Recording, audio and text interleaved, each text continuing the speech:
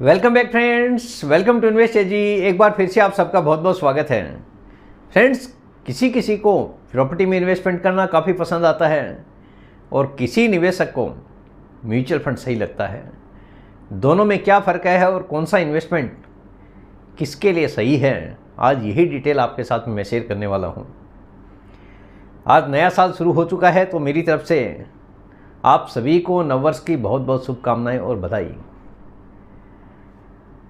आप देख सकते हैं आज का जो मेरा मेन टॉपिक है, प्रॉपर्टी में निवेश करें या फिर म्यूचुअल फंड में, कौन सा विकल्प सही है, यानी कौन सा इन्वेस्टमेंट ज़्यादा सही पड़ेगा। दोनों में से बेस्ट इन्वेस्टमेंट कौन सा है, हर कोई जानना चाहेगा। देखिए, लंबी अवधि के लिए निवेश करने के लिए उचित होमवर्क की आवश्यकता होती है। अगर आप लॉन्ग टर्म के लिए कुछ भी इन्वेस्टमेंट करते हैं तो एक होमवर्क आपको पहले कर लेना चाहिए कि अगर आप प्रॉपर्टी की तरफ जा रहे हैं कितना पेशेंस रख सकते हैं, और अगर आप म्यूचुअल फंड में इन्वेस्टमेंट कर रहे हैं तो कितना पेशेंस आप रख सकते हैं, क्योंकि दोनों ही इन्वेस्टमेंट में एक बड़े पेशेंस की ज़रूरत होती है और दोनों में ही बाज़ार की जोखिम एनी टाइम बनी रहती है। दोनों ही तरह के निवेश में कोई भी गारंटीड रिटर्न नहीं होता है, दोनों में ही बाज़ार के हिसाब से ही रिटर्न बनता है। हो सकता है कुछ प्रॉपर्टी आपने देखी है जो कि रातों रात ऐसा लगता है कि डबल हो गई है। कई जगह पे सरकारी प्रोजेक्ट आ जाते हैं जिसके कारण प्रॉपर्टी के भाव काफ़ी तेज़ी से बढ़ते हुए दिखाई देते हैं, और कुछ फंड ऐसे आते हैं जो कि 12 महीने में भी 100% रिटर्न दे जाते हैं, और कुछ फंड ऐसे आते हैं 12 महीने में 5% भी रिटर्न नहीं दे पाते हैं। यही हाल प्रॉपर्टी का है। दोनों ही अलग अलग तरह के इन्वेस्टमेंट है। अगर आप कुछ भी इन्वेस्टमेंट करते हैं, पूरी तरह से आपको होमवर्क कर लेना है, पूरी स्टडी कर लेना है जहाँ पे आप निवेश कर रहे हैं क्या वो आपके लिए सही है। क्योंकि यदि आप अपने लक्ष्य को पूरा करने से चूक जाते हैं तो इससे नुकसान से उभरने के लिए ज़्यादा आपको मौका मिलता नहीं है, क्योंकि दोनों में ही काफ़ी लंबा टाइम आपको देना पड़ता है। और अगर आप 15-20 साल के बाद में देखेंगे तब तक आप इस नुकसान से नहीं उभर पाएंगे, अगर आपने कोई भी गलत इन्वेस्टमेंट यहाँ पे कर लिया है तो। टैक्स और इन्वेस्टमेंट एक्सपर्ट के अनुसार लंबी अवधि के लिए निवेश करते समय पहली और सबसे महत्वपूर्ण चीज़ जिस पर ज़्यादा ध्यान देना चाहिए वह है ऐसा विकल्प चुनना जो मुद्रास्फीति और औसत वृद्धि को हरा सके, यानी जो इन्फ्लेशन होता है उसको कैसे बीट किया जा सके, ये आपको पूरा स्टडी कर लेना है एक्सपर्ट के अनुसार। औसत वृद्धि को हरा सके यानी आपके निवेश साधन को सालाना 6 से 7% से ज़्यादा रिटर्न मिलना चाहिए। अगर 6 से 7% से ज़्यादा रिटर्न मिलता है तो आपका जो इन्वेस्टमेंट है वो हो सकता है कि इन्फ्लेशन को बीट कर दे। पिछले 10 साल में जिस तरह से सरकार समर्थित छोटी बचत योजनाओं पर रिटर्न कम हुआ है, लोगों ने शेयर बाजार, equity, mutual fund, real estate आदि अन्य विकल्पों को तलाशना शुरू कर दिया है। आपने नोटिस किया होगा जिस हिसाब से फिक्स डिपॉजिट की रेट कम हुई है या दूसरे कोई एसेट्स जहाँ पे ज़्यादा पैसा मिलता था उनमें इंटरेस्ट रेट मिलना कम हो गया है।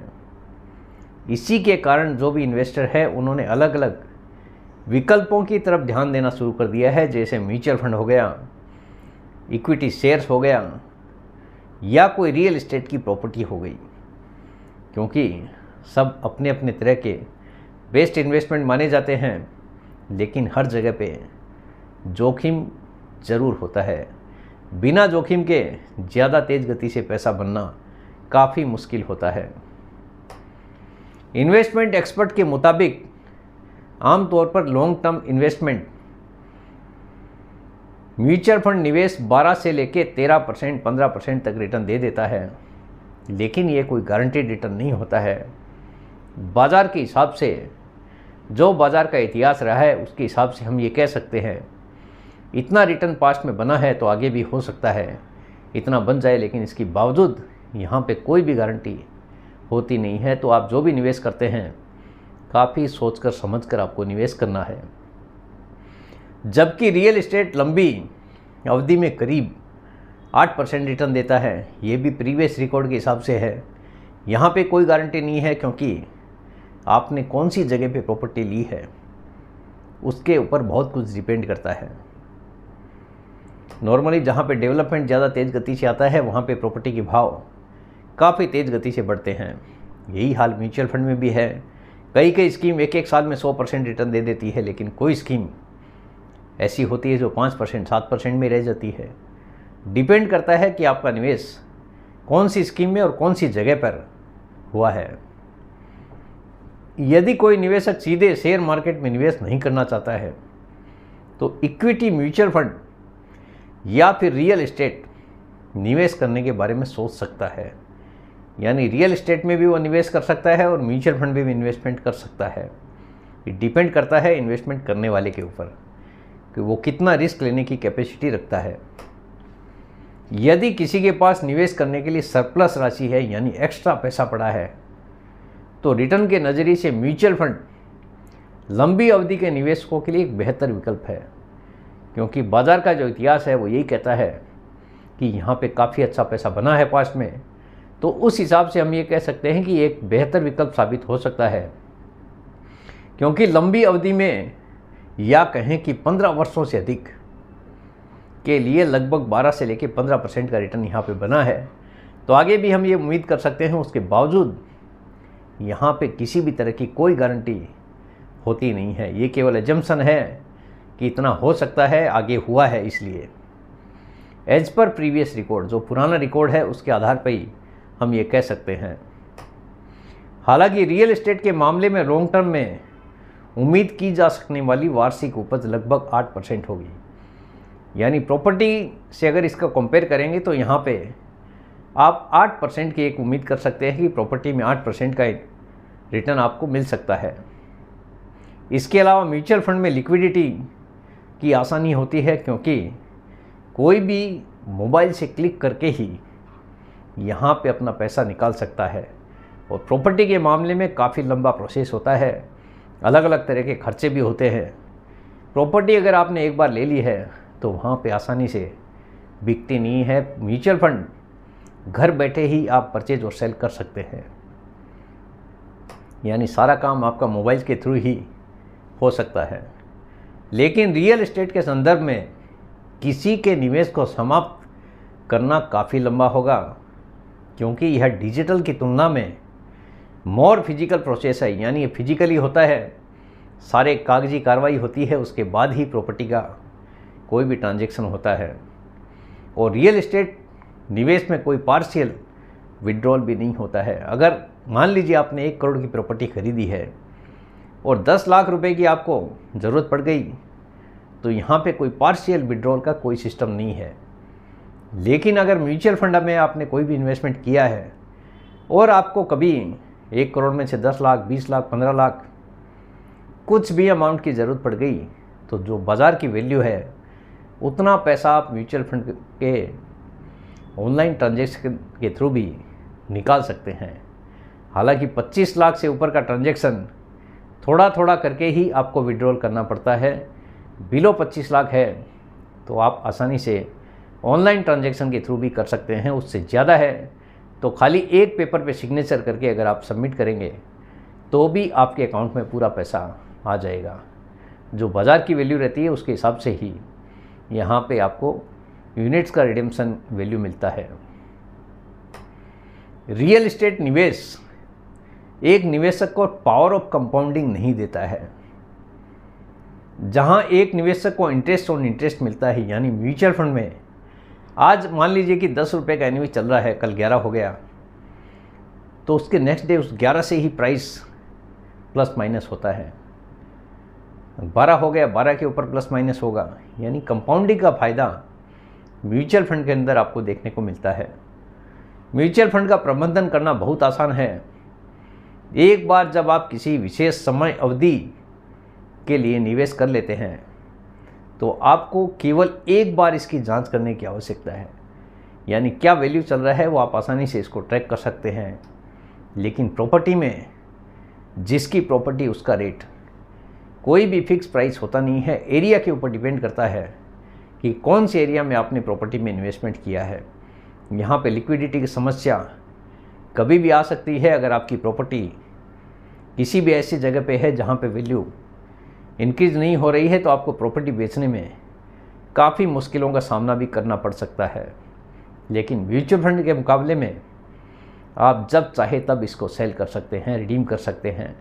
केवल तीसरे दिन आपके अकाउंट में पैसा आ जाएगा। तीसरे दिन का मतलब तीसरे वर्किंग डे से है।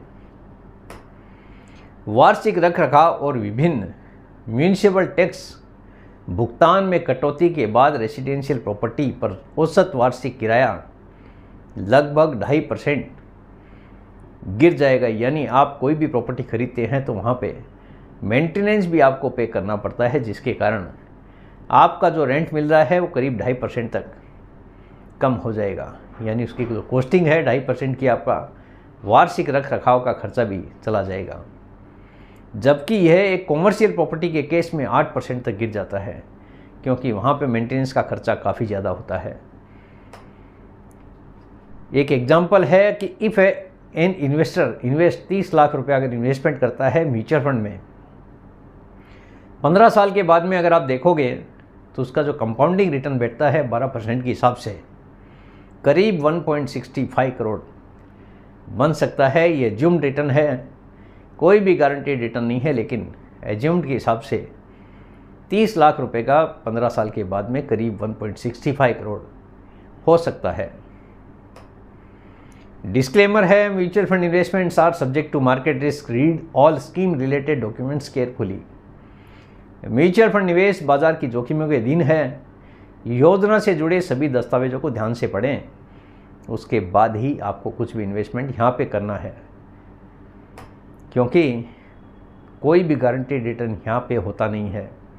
चाहे वो प्रॉपर्टी हो या फिर म्यूचुअल फंड हो, दोनों में ही रिटर्न बाज़ार के हिसाब से ही बनता है, एरिया के हिसाब से बनता है। म्यूचुअल फंड में आपका बाज़ार के हिसाब से बनता है, लेकिन प्रॉपर्टी में बाज़ार और एरिया दोनों ही डिपेंड करता है कि आपकी प्रॉपर्टी कहाँ पर है, और दोनों ही केस में बाज़ार की जोखिम एनी टाइम बनी रहती है।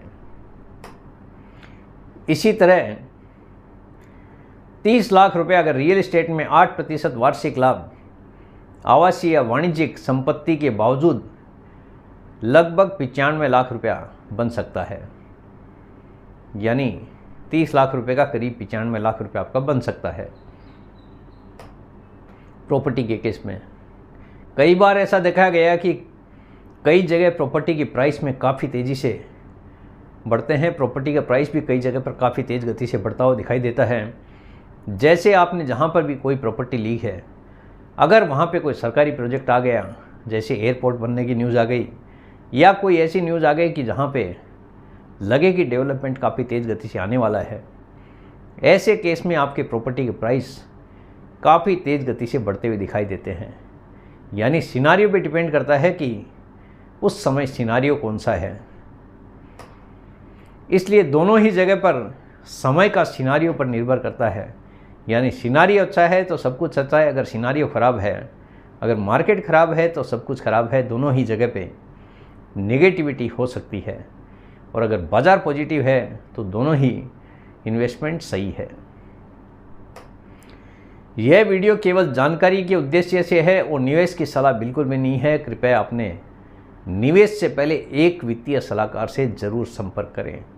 यानी आपकी रिस्क लेने की कैपेसिटी कितनी है, उस पर डिपेंड करता है कि आपका इन्वेस्टमेंट कहाँ पे और कैसे किया जाए। तो फ्रेंड्स, उम्मीद करता हूँ आपको आज का ये वीडियो पसंद आ गया होगा। वीडियो अगर पसंद आ गया, वीडियो को लाइक करना, शेयर करना बिल्कुल मत भूलिए। बेल आइकन पे ज़रूर क्लिक करके रखिए, चैनल को ज़रूर सब्सक्राइब कीजिए। जितने ज़्यादा लोगों के साथ में हो सके शेयर कीजिए, ताकि हर किसी को इसका बेनिफिट मिल सके। Thank you very much friends, thanks for watching this video.